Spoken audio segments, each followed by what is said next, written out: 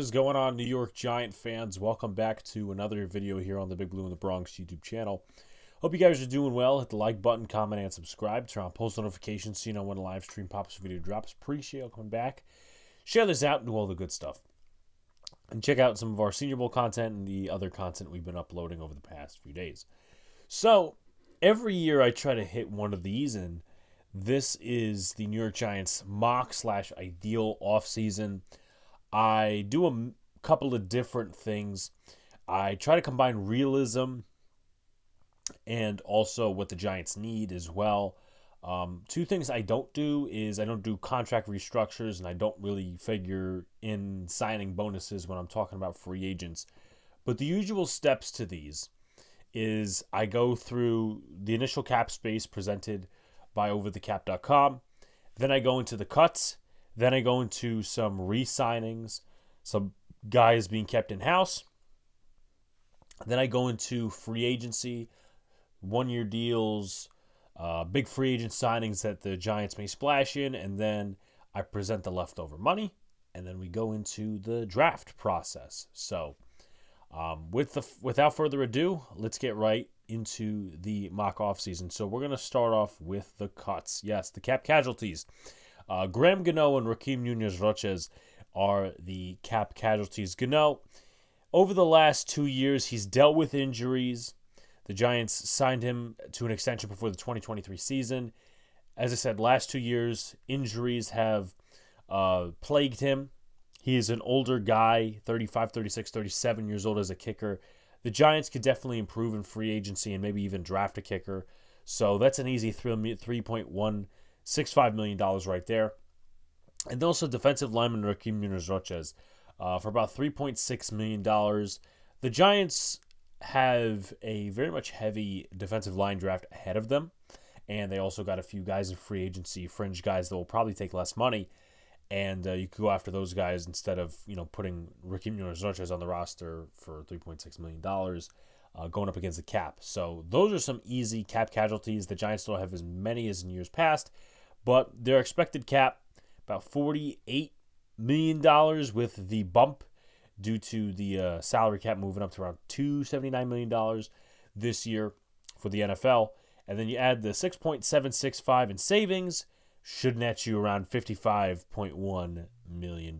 So the next thing we're going to do is we're going to go over to the re-signings. Not many to talk about because the Giants are letting a lot of players walk.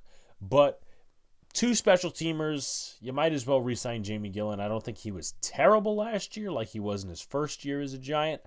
I think he got better in 23, and he was decent in 24. So, 1 year, $1.4 million.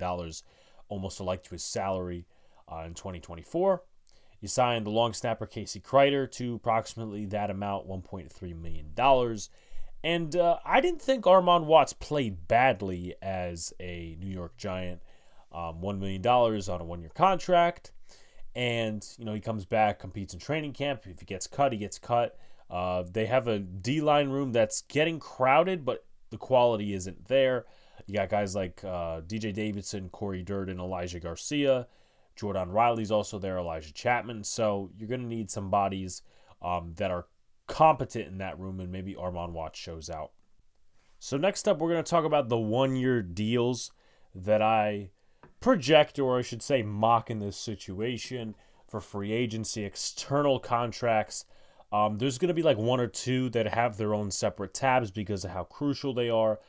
But the first off, we'll go with Eddie Pinheiro, the kicker. He's been around, Eddie Pinheiro. He's been with the Bears. He's been with the Panthers. He's been with a couple of different teams, the Jets too. He had an 84.6 field goal percentage last year in 17 games and a 94.3 extra point percentage, which I definitely know the field goal percentage bests Gano's 81% from this past year. And Pinheiro's only 30 years old, or he's going to be only 30 years old. Compared to Graham Gano's aging self. 1 year contract, obviously not worth all that money in the world. Keeping Graham Gano, you just sign Pinheiro to like 1.7. That's about splitting it in half. The next guy is Josh Uche. Now, the thing with Uche is I projected him to, or at least mocked him to be a Giant last year, get a decent-sized contract, and Well, he stayed with New England, and then he got traded to the Chiefs after 2 sacks with New England in 7 games. And he did nothing with the Chiefs. He went to the Super Bowl, but in 6 games, he played 22% of the defensive snaps.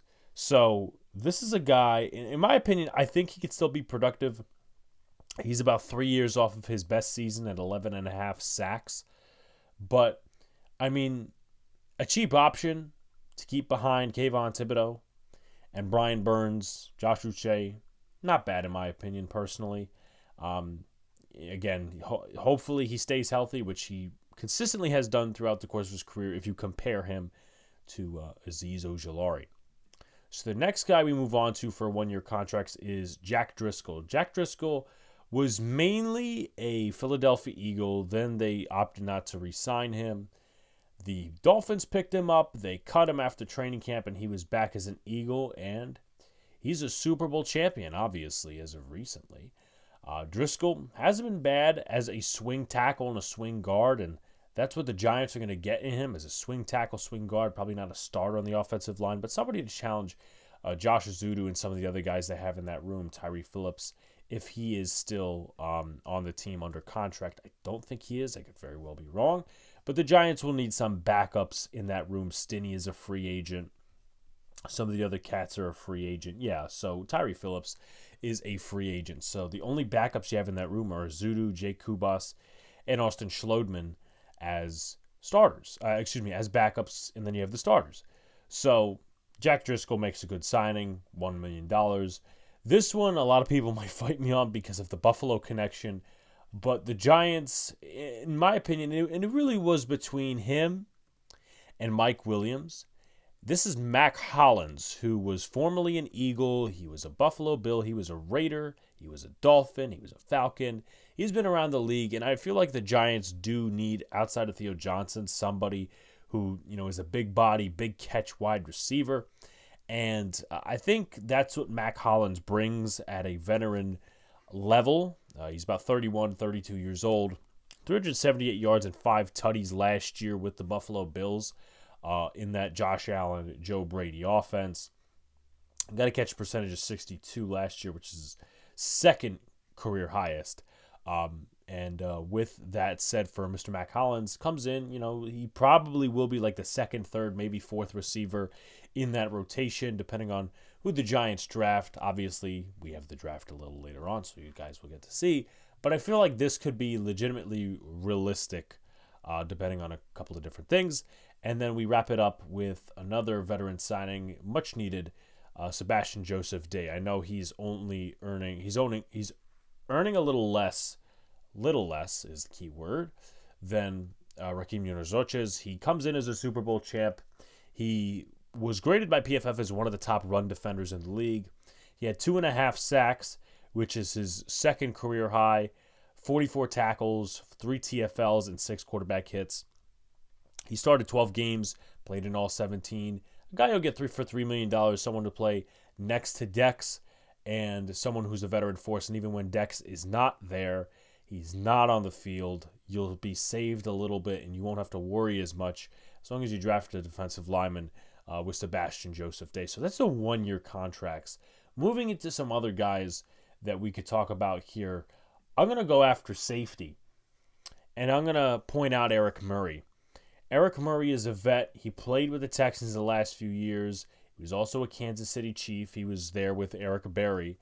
But Murray is a veteran. He's 31 years old.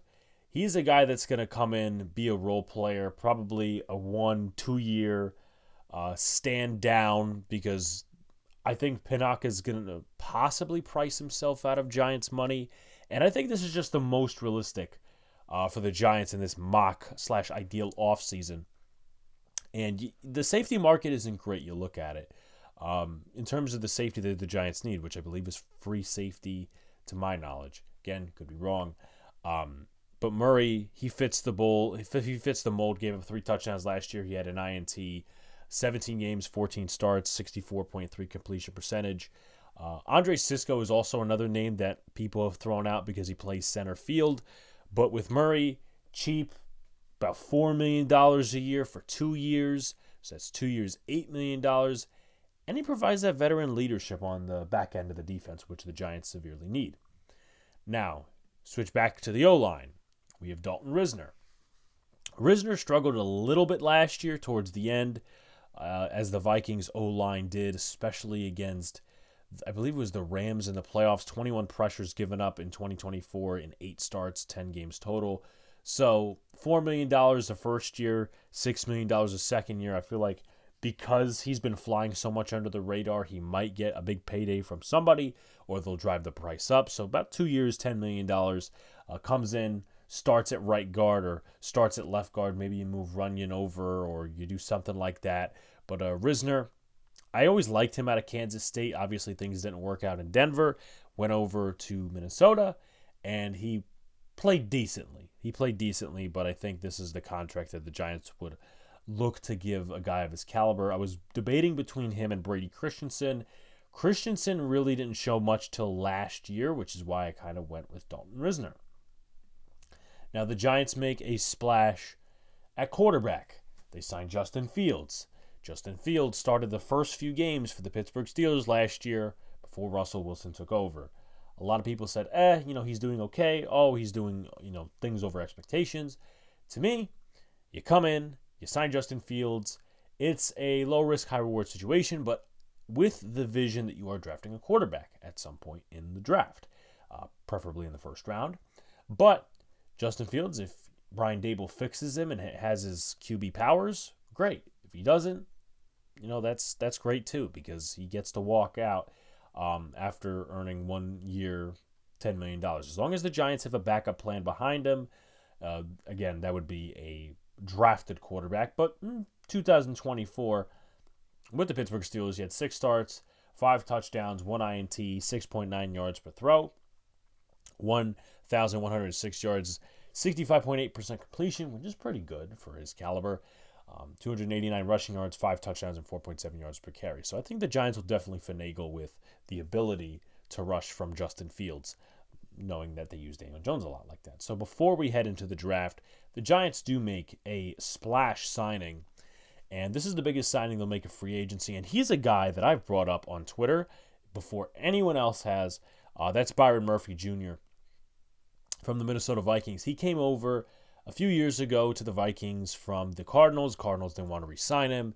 So I have him on a 3-year, $42.5 million contract, earning $8 million in the first year, $14.5 million in the second, and $20 million in the third year.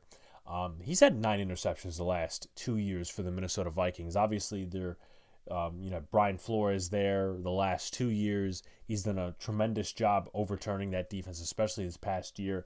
6 interceptions, 4 touchdowns allowed, 76.7 passer rating, 65.5% completion, 17 starts. He stays healthy, and he also earned a Pro Bowl. So this guy is going to be at the top of the market. He's not going to get, I would say, like the highest amount of money. I feel like there's going to be a couple of guys in front of him, like a DJ Reed or a Charvarius Ward, that get more. But I feel like Byron Murphy is more in the Giants' class of doing things, and I think that's the splash that they would make in free agency. So there's that. Going to the 2025 draft class, here we are. So 3rd overall, no trades in this one. I know I did a trade last year to get the quarterback, but we're going to take a quarterback again, of course, Shedeur Sanders. Upside with him is accuracy, his high-level play, and his avoiding of turnovers. A lot of people see downsides in velocity, and his pocket presence can be a question, bailing from clean pockets, and of course the attachment of Deion Sanders and some of the social media stuff. But you look to overlook that stuff if you're drafting your franchise quarterback, and I don't think the Giants have a choice this year. So you move into the 2nd round, you have Tyleik Williams, the defensive lineman from Ohio State. Tyleik Williams is drafted in this mock offseason for the sake of pairing next to Dexter, and being that D-line 3 or D-line 2, however you prefer him. Obviously this year he was a member of the Ohio State Buckeyes, who won the national championship. 2.5 sacks, 46 tackles, 8 TFLs, 1 pass deflection. But he's going to come in, he's going to play the run really well. He's got good point of attack strength, drawing double teams and pass rush upside is something that is a part of his repertoire. Inconsistent play and weight adjustment based on whether he'll play 1 or 3 tech, that's a question mark. But he is definitely worth the second-round pick, and he had a great game against Notre Dame in the college football championship. The next guy in the third round, this guy I actually got to interview at the Senior Bowl, is Marcus Bowe, offensive lineman from Purdue. Primarily played tackle at Purdue. He definitely could switch to guard. A lot of people see him that way, which really puts the Giants in a bind, but not like a bad bind. Because if Dalton Risner doesn't work out at right guard, you could throw Marcus Bowe in there, or you could throw him at left guard if John Runyon doesn't work out. Or if Jermaine Illuminor, leaves next year, you slide in Marcus Bowe at right tackle. Or if Risner's not doing good or he gets injured, Illuminor to right guard and Marcus Bowe to right tackle. Or there's a lot of different ways you could put it. But the Giants do need depth on the O-line. They need guys that they draft. Like, it's great to go in free agency and get some fringe guys, but they need guys that they have drafted to be consistent starters on the offensive line. They have not gotten any production out of that unit based on guys they've drafted. Schmitz has been okay. He's been the best of the bunch. Azudu's not good. Neal is a bust. And McKeithen's no longer on the team. So he's a great run blocker too. Great at the second level. And he's just an athlete. You see that in his game. But the problem with him, footwork, leaning, especially in hand placement, those are things he could really refine in his game. But he's a third-round pick, so you have some time. And he's more worth of a third-round pick than Josh Azudu. Move on, and you go to a power back in Devin Neal. Not Evan Neal, Devin Neal. He doesn't have major receiving upside based on statistics going from Kansas, but he's had 1,000 yards the past 3 years.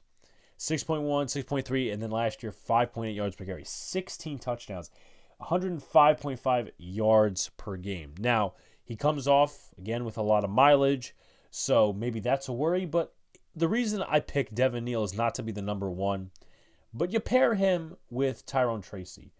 I'm not going to say Bradshaw and Jacobs. I'm not saying that tandem. But the Giants do need a power back. Eric Gray is definitely not that type, in my opinion. Couldn't really show it. And Devin Singletary, not great last year. So that's pretty much what I have to say. Moving forward, you go to the deeper rounds. We're really getting into the depth with these guys. And we're going to draft Chris Paul Jr. out of Ole Miss. Also played at Arkansas, Ole Miss, really this past year, where he excelled. 88 tackles, 11 TFLs, 3.5 sacks, and 1 INT, 4 pass deflections. That Ole Miss defense really excelled. You got Chris Paul Jr., you got Prince Uman Milan, Walter Nolan, Trey Amos. There's a lot of names there that are going to be drafted, and I think the Giants should keep an eye on a lot of them. Now, the thing with Chris Paul Jr. is he's great in terms of athleticism. He drops back in his zone coverage and change of direction speed. Problem with him is his wingspan isn't great, his size overall isn't great, as some have said, and his hip movement, taking on blocks isn't his strength. But the thing with the scheme of Shane Bowen is, like Micah McFadden and Deontay Johnson, they were allowed to excel because you're not taking on blocks as a linebacker. You're letting the D-line do the dirty work, gaps open up, and you ascend. Really, I would say take advantage of those open gaps, and that's where you go and make the tackle on the ball carrier.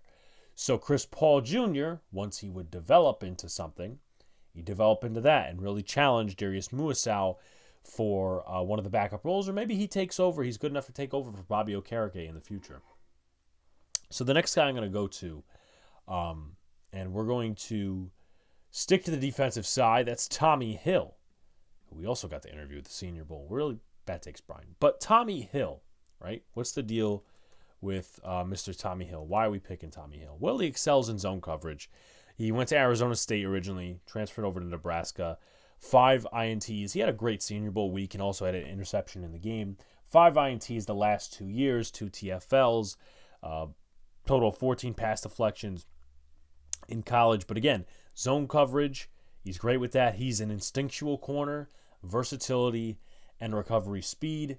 Hip movement, not great. Plantar fasciitis, really busted him this year. That's why he only played 7 games, and tackling was an issue.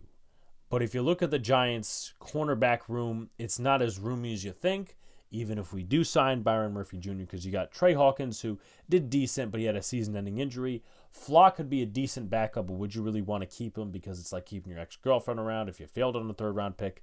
D. Williams is more of a return type. Nick Jones was signed to a contract that's the reserve futures contract, so you really don't know how long he's going to stay around. And you just need depth in general. So Tommy Hill, in my opinion, fits the mold for the Giants here. And then you get into the last few picks. Willie Lampkin out of North Carolina. He's a guy I recognized late before he went into the Senior Bowl. He's a versatile guy. He's going to get knocked because of his size. He weighed in at the Senior Bowl at 5'11", or it was 5'10", 270, which is extremely undersized for an offensive guard in the NFL. Played 12 games this past year, no sacks, 4 hits, 4 hurries allowed. And again, he's played multiple positions. He played center in his first year at UNC. He played right guard, left guard. So again, he's versatile. That's probably what his ceiling is. Maybe he could be a plus starter with the development of Carmen Bracillo. So versatility, angle perception. He does play well for his size, but I don't know if that's going to adjust in the NFL. He's got good awareness and speed rushers. That's one of his boo-boos. That's one of his weaknesses. The last pick. Go into that. Kind of like the Javarius Owens pick. This is Dante Trader Jr., the safety from Maryland. Fringe pick, depth pick. Like the corner room, the Giants don't have a ton of safeties. They have Anthony Johnson. They have Dane Belton, Raheem Lane, Tyler Nubin, Eric Murray with our signing here in the ideal offseason. And now they have Dante Trader Jr. 5 interceptions in college. Total of 59 tackles this past year. 10 games played with the Maryland Terrapins. Run defense, zone coverage, and IQ.